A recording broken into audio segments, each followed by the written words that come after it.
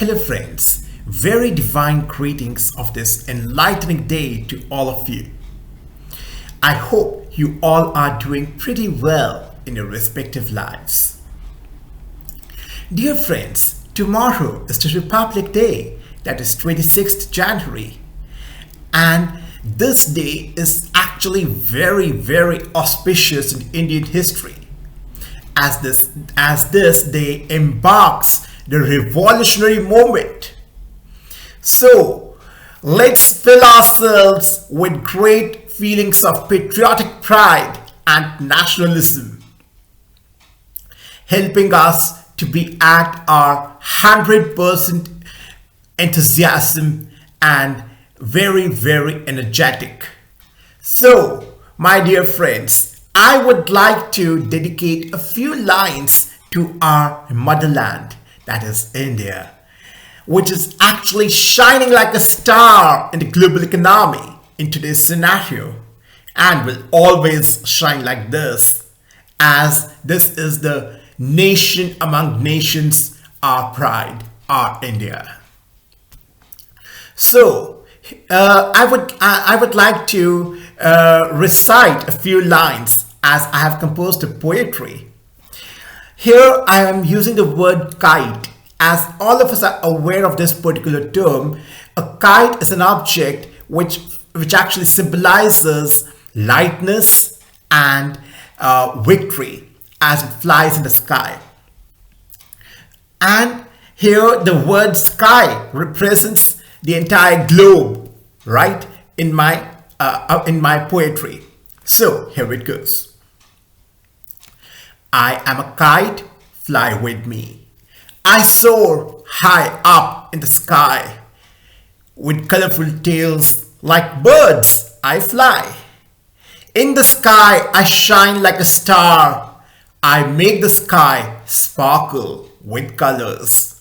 I am a kite, fly with me. Released from the thread, I fly till infinity. I have many hues, red, blue, and green. Children run after me for my bright sheen. I am a kite, fly with me. So this is the basic contribution from my side to our motherland. And now I would like to count on our blessings, and these blessings have been given to us, have been bestowed upon us by our charismatic leaders, who are actually not I would not say they are governing our nation. I would say they are leading our nation. They are leading the entire global economy towards the right path.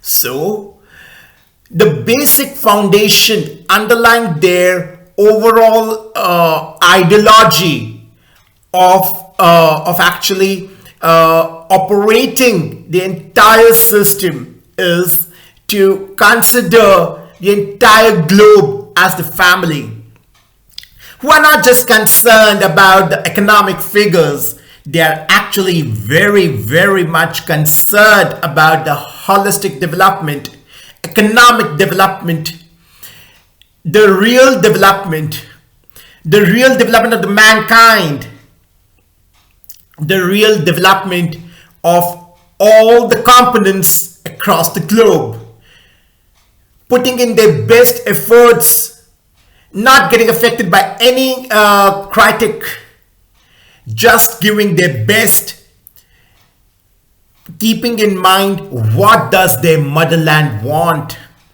what does their mother planet Earth want, what does the mother nature want, and ultimately what does the almighty authority and the children of that almighty father want. Very beautifully conceptualizing the basics of economics, needs, wants, and desires. And also, they have proved their overall effectiveness and efficiency at the times of crisis. It's often quoted, a friend in need is the friend indeed.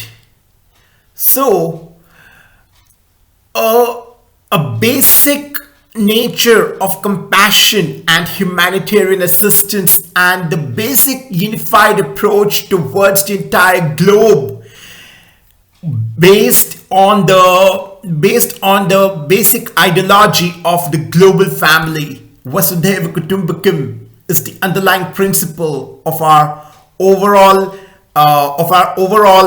strategies.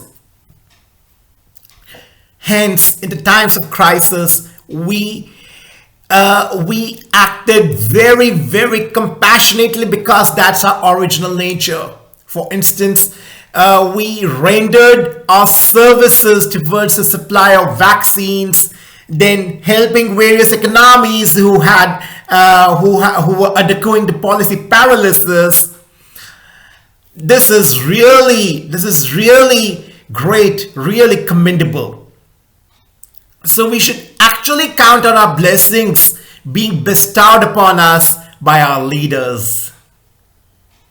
So that's what we want. That is the basic feeling of a family, the basic feeling of belongingness. That's what we aspire. That's what we actually want from our leaders. Because that particular feeling would help to bear the fruits of holistic development. And in Hindi, we often use the two words khivaiya and bagban. That is a person who considers the flowers of the garden as his family, who is nurturing every flower so that it blossoms with full fragrance, is the ultimate aim of the Bagban. Bagban is the gardener, and that's what our leaders are truly blessed with, the basic trait of being the excellent gardener, the Bagban, the family head.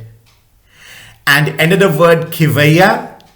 When we sit in a ship, or when we travel by boat or any kind of a marine transport, or even when we go by air, we have full faith on the pilot, right? Similarly, we have full faith on the captain of the ship. So we are fearless at that time because we have full faith. Similarly, our leaders are acting as a khivaiya. This is called as khivaiya, who is actually rowing the boat, sailing the ship, or flying the plane. So, my dear guys, we are acting as the basic as the basic component of the angel, of being an angel, not only for our own country but also for the entire globe, because we believe in the very, very far-sighted vision and a very very broad-minded perspective of Vasudhaiva Kutumbakam, one God, one world family. Now, my dear guys, on this great economic forum, I would like to count on our blessings.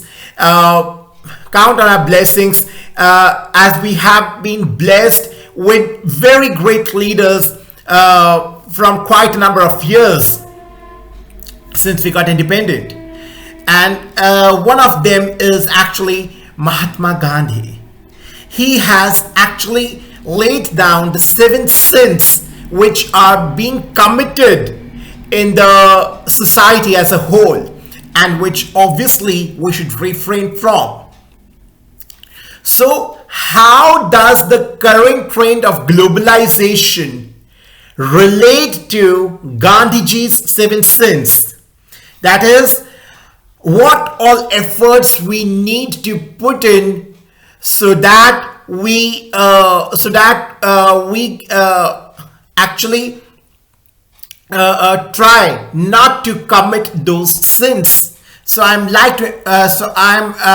going to emphasize on the three most on the three most occurring sins in the current scenario of the open economy. And globalization is actually a very, very important process governing the effective operation of the global economy, because it's the basic process helping to develop the bilateral strategic ties amongst various nations across the globe. And they should actually be long-term oriented. And we have also heard that there is no shortcut to success. So that means we need to go on the ethical path, on the path of basic etiquettes. So, on the other hand, if we try to adopt some shortcut method, that means we are committing some or the other sin. And the three most occurring sins in this particular scenario are basically commerce without morality. Please listen carefully. Commerce without morality. Second is politics without principle. And the third sin which we are focusing today is knowledge without character. They are actually very, very deep, and we should try our best not to go through these shortcuts to attain success. That will not be actually success. It is just an illusion that you are succeeding. But in the long term, if we adopt these shortcuts of unethical means, we are actually failing. And we are actually not justifying the concept of Vasudhaiva Kutumbakam, or we are not justifying our position of a leader. So let's go through this particular write-up. It has been very well presented by Mr. Jamal McCly. So its title is Globalization and Gandhiji's 7 Sins.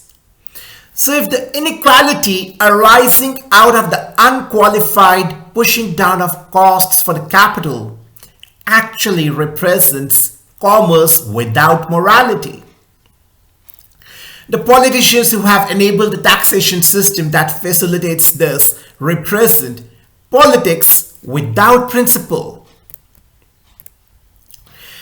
Globalization is actually a grand word that has been used to cover up its true nature, which has always been about reducing costs for the companies in the developed markets. Now, to be sure, reducing costs and or increasing efficiency is generally a worthy goal, except when in planning and practice, it is marked by one of Gandhiji's 7 social sins, that is commerce without morality.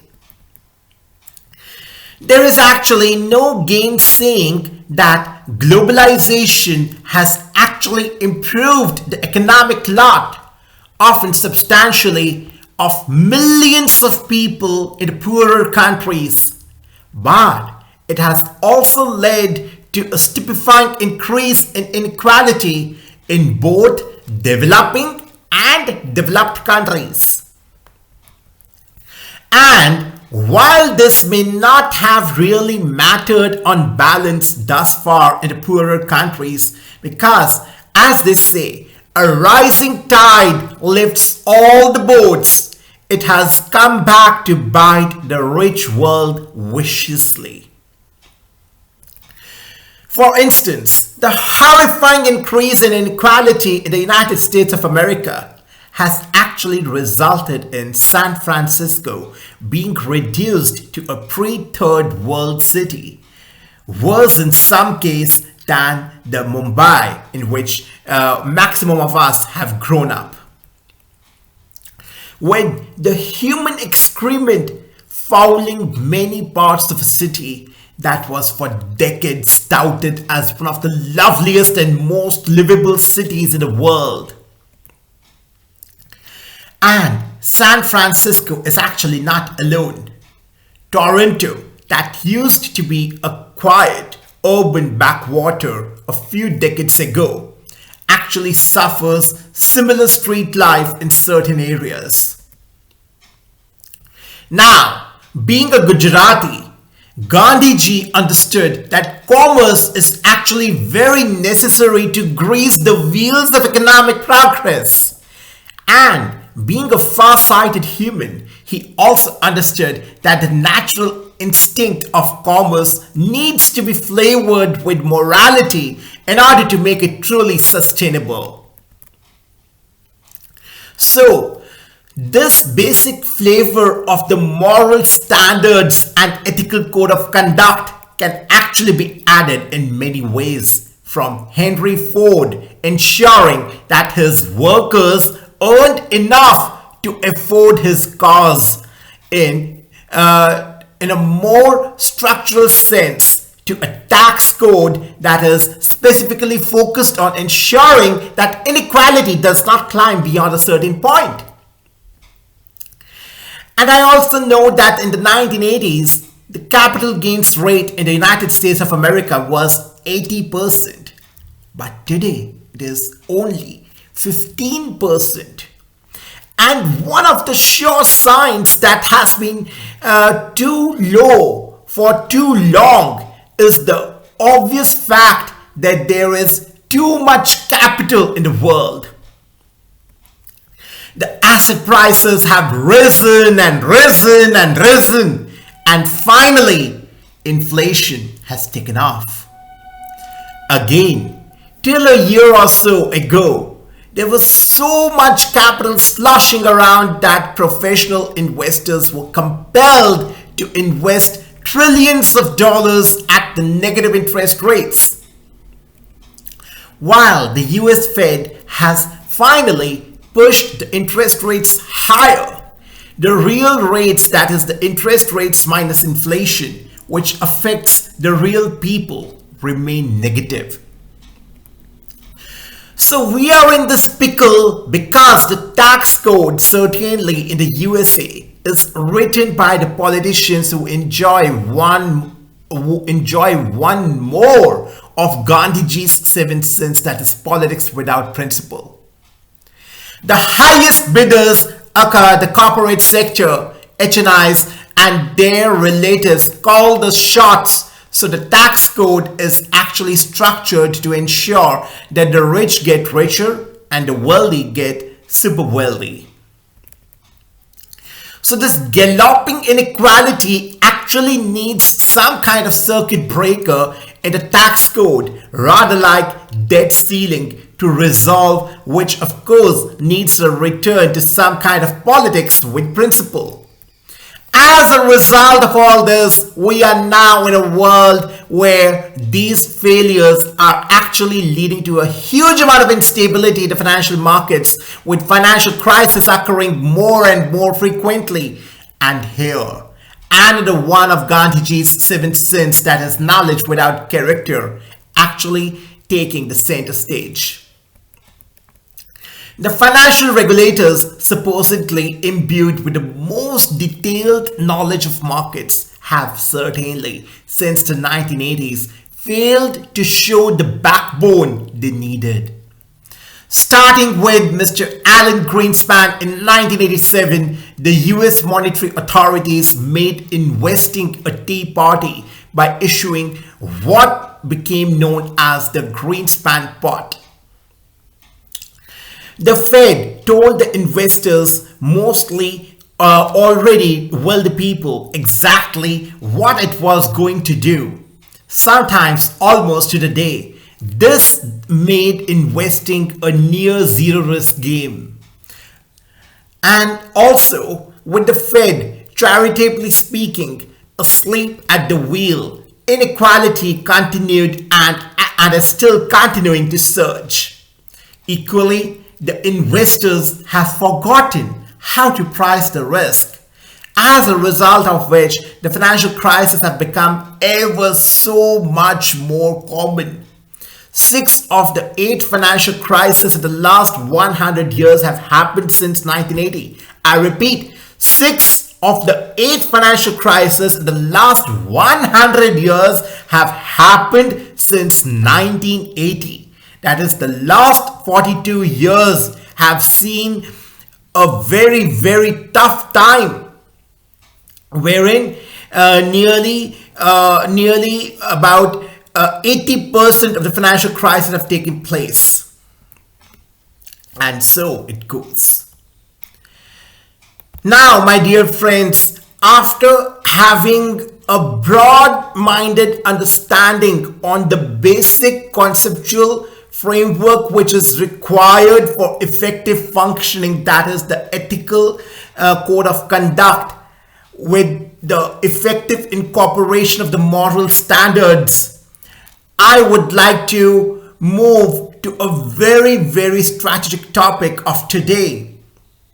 We know that today's global scenario is actually not so favorable, obviously because of the rising upwinds, because of the rising global headwinds, which is actually reversing the gear of the overall trajectory of the global economy. Hence, the current times actually require a very, very proactive and a well strategized approach to deal with it. Right? Be it a developed nation, be it a developing nation, we have to act as a global family in a unified approach. Obviously, our goals are same.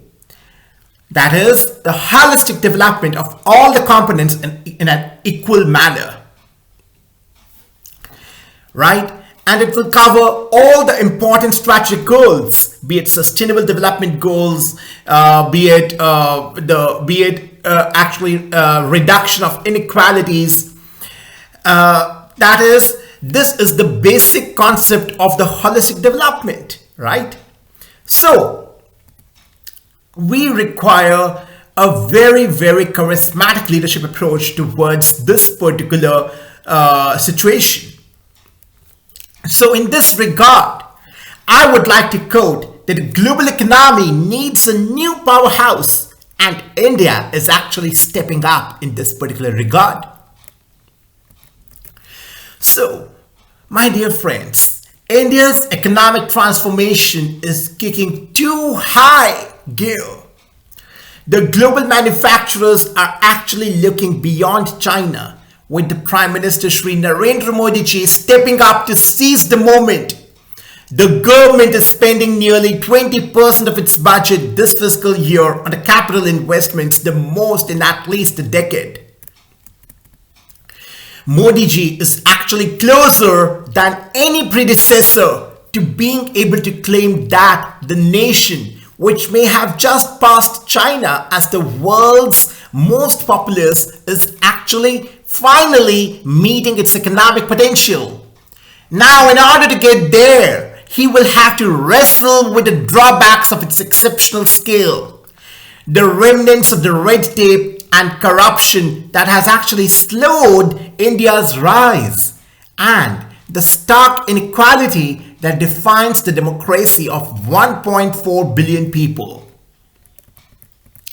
So, India is actually on the cusp of huge change, said Mr. Nandan Nilekani, a founder of Infosys Limited, one of the nation's largest technology services companies.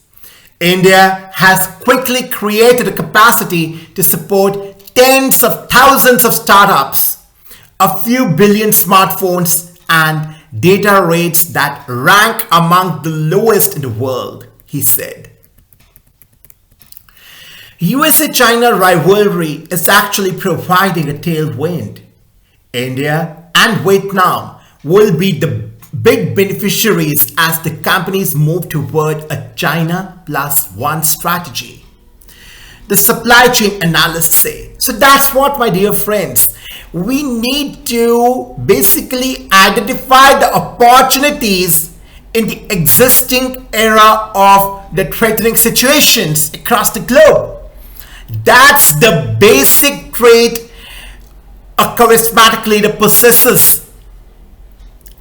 And that particular opportunity should not only lead to the benefits for the domestic economy, but for the global economy.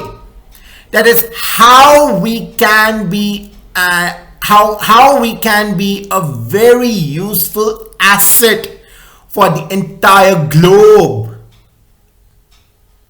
That is delivering our value, our services to the best possible extent. So, in this particular regard, Apple Inc.'s 3 key Taiwanese suppliers have won incentives from Modi ji's government to boost the smartphone production and exports. The shipments more than doubled to top $2.5 billion of iPhones from April through December. As the powerhouses from China to Germany contend with slowing growth, the stakes are actually rising to find another nation equipped to propel the global economy. And India is actually an excellent engine to boost the global growth in a very, very well strategized manner. Mr. Morgan Stanley predicts that India will drive a fifth of world expansion this decade, positioning the nation as one of only 3 that can generate more than $400 billion in annual growth output.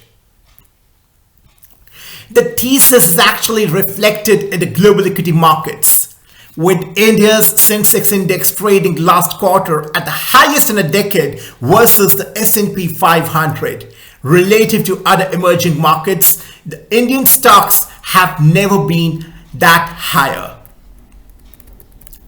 People are actually looking at which other place over the next decade is going to be a great place to put the capital, Mr. Nilekani said. I haven't seen this kind of interest in India for the last 15 years. Of course, Modi ji's manufacturing aspirations are not new. His Make in India campaign kicked off in 2014, seeking to emulate China and the tigers of East Asia from Singapore to South Korea to Taiwan. That actually climbed into the ranks of rich economies by filling the factories with the workers making products the world wanted to buy. So, boosting manufacturing to 25% of the GDP, a key metric for the program, has actually proven elusive. The ratio rose to 17.4% in 2020, compared with 15.3% in 2000, according to the data from McKinsey. Vietnam's factory sector more than doubled its share of the gross domestic product during the same period. But as this year's president of the group of 20 nations, that is the G20, India has the momentum. An external strategy built on multiple alliances and unapologetic self-interest has actually seen the nation boost purchases of the Russian oil by 33 times, ignoring the pressure from Washington. There are even some signs of pragmatism when it comes to the tense relationship with neighboring China. More than a dozen of Apple's Chinese suppliers are actually receiving initial clearance from New Delhi to expand the operations, underpinning the tech giant's efforts to divert the production to India entirely. So, in a multipolar world, India's embrace of a middle path has actually bolstered its image as a nation with which everyone is interested in having a good relationship. said Mr. Kenneth Juster, a former US ambassador to India. So, my dear friends, as being quoted by the international pioneer, what's our USP, which is actually helping, which is actually enabling very, very strategic nations across the global economy to get associated with India? What is the core USP of our country? It is actually, in a multipolar world, India's embrace of a middle path has bolstered its image as a nation with which everyone is interested in having a good relationship. India is actually positioning itself and using its presidency of the G20 to do so as a bridge between East and West and North and South, he said. A lot of companies feel that given its size, given its young population, given its inevitable force in international affairs, India is actually a place where they should be. In an August speech commemorating 75 years since India's independence, Shri Narendra Modi ji urged the nation to settle for nothing less than to dominate the world in a very, very positive and enlightening manner, being a very, very effective captain of the ship or captain of the plane. So, we must resolve to make India a developed nation in the next 25 years.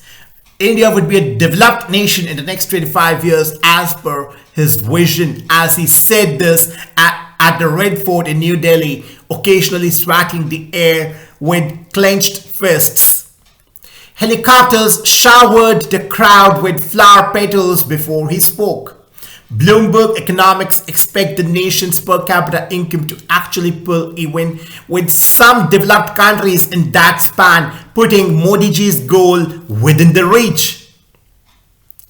Potential GDP growth will gradually peak at about 8.5% early next decade, propelled by the corporate tax cuts, incentives for the manufacturers, and privatization of the public assets, according to the Bloomberg Economics. The Center for Economics and Business Research basically predicts India to become a $10 trillion economy by 2035. So these statistics are actually filling us with great pride. And obviously this has been made possible, as I have been quoting again and again. Only and only charismatic leadership is actually driving the global growth. Now, how to deal with the aspect of battling with bureaucracy. In order to meet his target, Shri Narendra Modi ji will have to overcome the legacy of India's early years as an independent nation, which included decades of squandered economic opportunity. After Britain's partition of the subcontinent in 1947 and the religious violence that followed subsequently, India turned inward. By the 1970s, much of the economy was actually nationalized and a formidable bureaucracy shut out the world. So, labyrinthine system called the License Raj actually dictated everything from car models to what types of bread were allowed in the stores. Then, in 1991, a balance of payments crisis forced the change. Facing the plunging forex reserves and pressure from the International Monetary Fund, then Finance Minister Shri Manmohan Singh ji endorsed devaluing the rupee and opening up to the foreign investment. The reforms were a hard sell, but by the end of the decade, the changes to India's economic landscape were actually undeniable. The gross domestic product close to doubled. International brands from McDonald's to Microsoft offered new choices. In the 2000s, India notched several years of growth near 8%. So see, at the times of crisis, the only weapon which can help us is the presence of mind, perseverance, and the basic charisma of our leaders who have taken the noble responsibility to lead our nation. And when Sri Narendra Modi ji rose to power in 2014, campaigning on minimum government and maximum governance, I repeat, minimum government and maximum governance, the voters saw an opportunity to build on liberalization, hoping for Ronald Reagan on a white horse, as a prominent economist put it. So India's new Prime Minister Sri Narendra Modi ji, the son of a tea seller, actually promised to clear the remaining cobwebs from the licensed Raj, including a culture of paying the bribes for access to the public services. Modi ji styled himself as a political outsider with managerial panache, poised to apply his experiences running Gujarat, one of the nation's most industrialized states, to propel India toward top-down development. He can actually claim significant progress, especially on infrastructure. And since Modi's election win in 2014, India's national highway network grew more than 50% longer, domestic air passengers roughly doubled, and a vast biometric system helped several hundred million people open the bank accounts for the first time. So let's go through this basic highlight once again, as this is really helping us to understand what all effective milestones Sri Narendra Modi ji's leadership has helped us to attain. He can claim significant progress, especially on infrastructure. Since Modi's election win in 2014, India's national highway network grew more than 50% longer. Domestic air passengers roughly doubled, and a vast biometric system helped several hundred million people open the bank accounts for the first time. Moreover, the Modi ji's leadership has also enabled women empowerment at the peak level. Moreover, various remote areas of the country have now the proper provision for the public toilets. This is the great milestone this governance has been able to attain. Among Modi and his Bharatiya Janata Party's most heralded achievements has been forging a single economic zone from India's overlapping federal and state taxes, perhaps the most consequential measure since 1991. The tax revenue collection hit a high last year, jumping 34% from the previous year. The government will actually lay out its budget for the next fiscal year on February 1. Streamlining India's economy has actually brought a lot more transparency in the system, said Mr. Adar Poonawalla, the chief executive of the Serum Institute of India, one of the world's largest vaccine manufacturers. Look at the collection now. The government is actually getting double or triple what they were getting in the previous regime. The basic reception was chillier for the Modi's 2016 ban on nearly all local currency banknotes to fight corruption and tax avoidance. The shock announcement devastated Indians working for cash daily wages. And Modi ji struck another speed bump when he took his liberalization campaign to the agricultural sector, which actually makes up about a fifth of the economy. Sweeping reforms were abandoned in 2021 after mass protests saw thousands of farmers camping on the outskirts of the capital for months.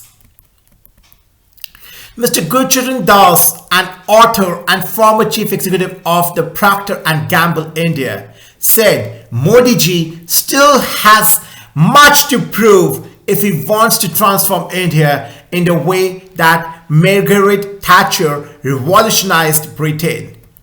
Part of the challenge is that Indian voters, many of whom still alive on less than a few dollars a day, actually gravitate to the tangible political pledges like free electricity rather than abstract policies to spur investment.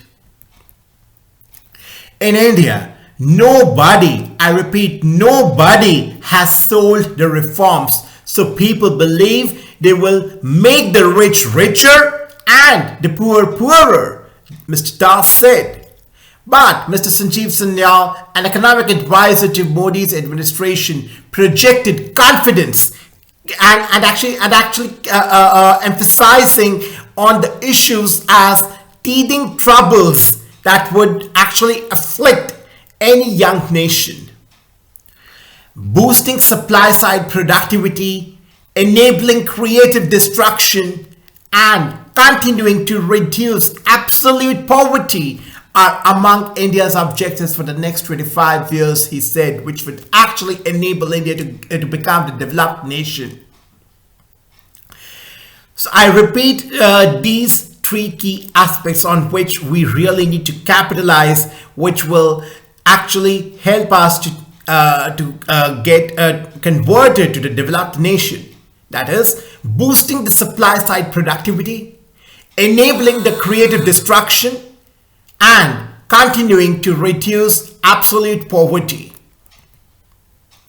So, we are finally getting rid of the bureaucratic shackles in our heads, Mr. Sanyal said.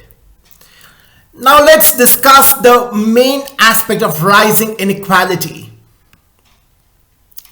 India's population stood at 1.417 billion at the end of last year, according to the estimates from the World Population Review. About 5 million more than China has reported. The United Nations expects India to basically reach the milestone later this year. Half of India's people are under the age of 30, while China's citizens are aging rapidly, and its population shrank in 2022 for the first time since the final year of the Great Famine in the 1960s. Among other notable differences, India's middle class remains significantly smaller, fully capturing the nation's demographic dividend.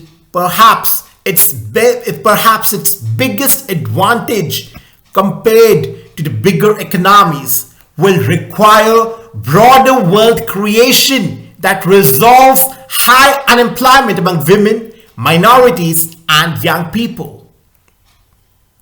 So, if we do not take care of the aspect of inequality, we can't get very far with growth, said Mr. Duviri Subbarao, a former governor of the Reserve Bank of India. Nowhere else is the super wealthy growing faster than in India, drawing the comparisons to the heady times of America's Gilded Age. Since 1995, the wealth gap between the top 1% and the bottom 50% has soared about 3 times more than the equivalent metric for the USA. A new class of entrepreneurs is actually creating more unicorns, unlisted companies worth at least $1 billion than any other nation apart from the USA and China. Their growing success is actually propelling the property prices in Mumbai and Bangalore hotspots while encouraging the firms from UBS Group AG to the Deutsche Bank AG to actually hire more private bankers. Yet, by one estimate, the female labor force participation fell to 9% by 2022, in part because of the pandemic. Closing the gap between men and women, 58 percentage points could actually expand India's GDP by more than 30% by 2050, an analysis from Bloomberg Economics found. So, India's large Muslim minority is also underrepresented. Despite forming 14% of the population, they are estimated to hold about 7% of the public sector jobs. The government critics fear that India's secular foundation and the economic potential of some 300 million people among its religious minorities are actually being undermined by the hardline officials who have pushed for India to formally recast itself as a Hindu nation. Modi ji worked for years in a Hindu right organization before running for the public office. A whole section of our people live more and more in a kind of continuous insecurity, said Mr. Harsh Mandar, a social activist and founder of the Center for Equity Studies, a research organization in New Delhi. This particular dynamic, he said, will be actually stifling for secure investment. Now, what about the factory dreams? Mr. Sanyal, the economic advisor to Modi's administration, said the government is actually working to create opportunities for all Indians and it's unfair to hold one leader responsible for long-running challenges. Raising manufacturing to a quarter of GDP and the jobs bounty that would actually come along with it remains a top priority.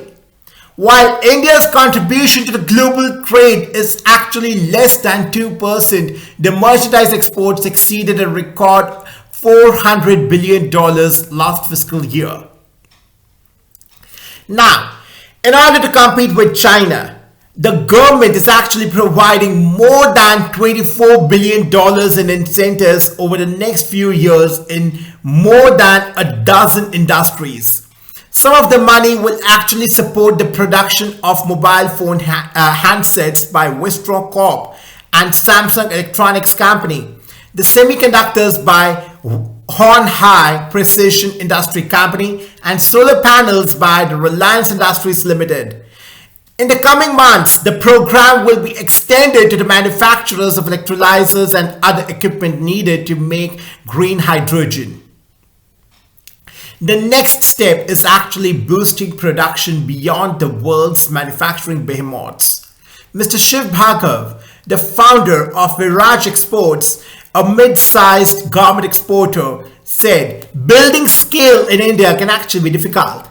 At his factory in the industrial city of Noida, Mr. Bhargav weaved between swing stations where the workers switched clothing brand for Zara.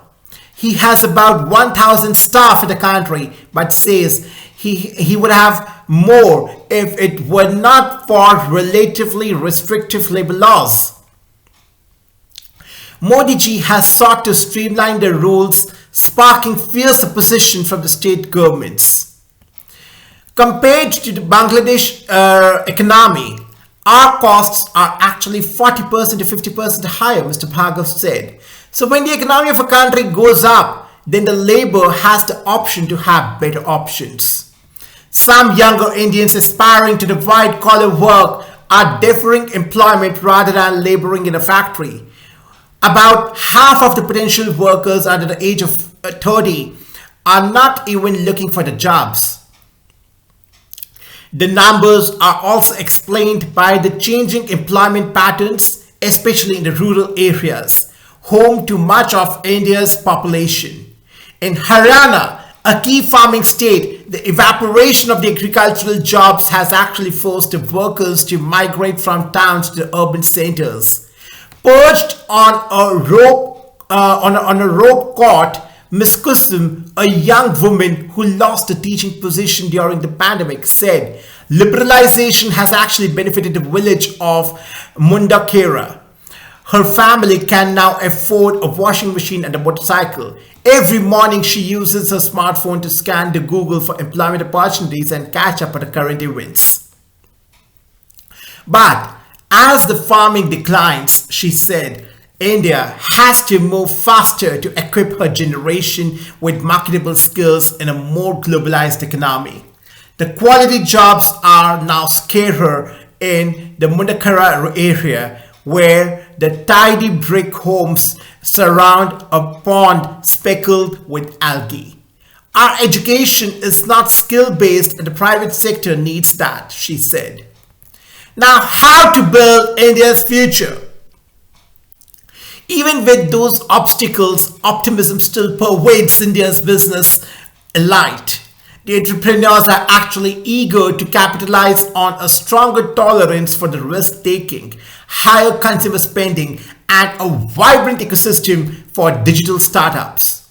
In Mumbai, the airy headquarters of Nykaa is abuzz as young employees film content with the makeup kits. The business, India's top e-commerce site for the beauty products, has a fervent following among the Bollywood stars and more than 100 brick and mortar stores. Ms. Falguni Nair, a former banker who started Nykaa with her daughter in 2012, said India has cleared the banana skins that entrepreneurs used to slip on. The industry benefited from the changes like the easing of taxes on the premium products, she said.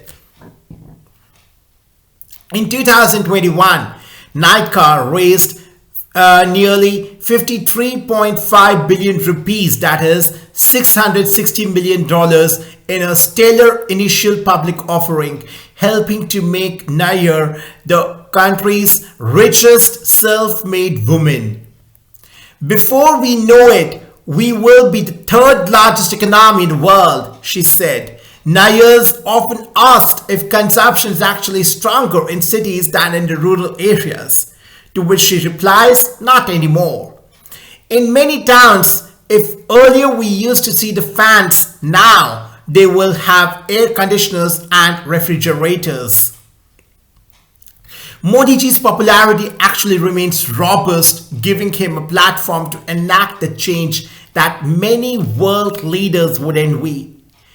The polls consistently pegged the Prime Minister's approval rating above 70%. This month, Shri Narendra Modi ji urged the members of his ruling party to actually reach out to the Muslims and other religious minorities, a rare move to tone down the sectarian tensions as he prepares to host the G20 summit. So with the national elections due in 2024, the question on the horizon is actually the extent to which the economic ambition will shape Shri Narendra Modi ji's agenda and how he expands his political capital. So, we are optimistic, said Mr. Poonawalla, the Chief Executive of the Serum Institute of India. Despite the disruption in the supply chains and oil prices and inflation and the war crisis, India fundamentally is actually doing very well. Now, my dear friends, let's try to understand how to keep the long-term growth story of the Indian economy intact. And this has been very well presented by the JLL. So, the long-term growth story of the Indian economy remains intact, helping attract the institutional investments despite the global headwinds, said Mr. Richard Bloxham, member of JLL's Global Executive Board and CEO Capital Markets. India actually emerged as the world's fifth largest economy last year, overtaking the United Kingdom, and it is set to surpass Japan and Germany to become the world's third largest economy by 2029. India is actually one of the few large economies not facing any significant political or economic threats until now. The International Monetary Fund has actually projected 6.8% growth for India in 2022 and 6.1% in 2023, the highest for any large economy. This actually makes India the fastest growing economy in the world, Mr. Bloxham told Economic Times. So, while rising inflation and associated rate increases, according to him, remain a cause of concern, the long-term India growth and investment story remains intact. Regardless of the short-term headwinds, India actually remains a resilient and attractive destination for the foreign capital, including the country's property industry. The central banks across the world have responded to rising inflation with the interest rate hikes, and India is actually no exception, he said.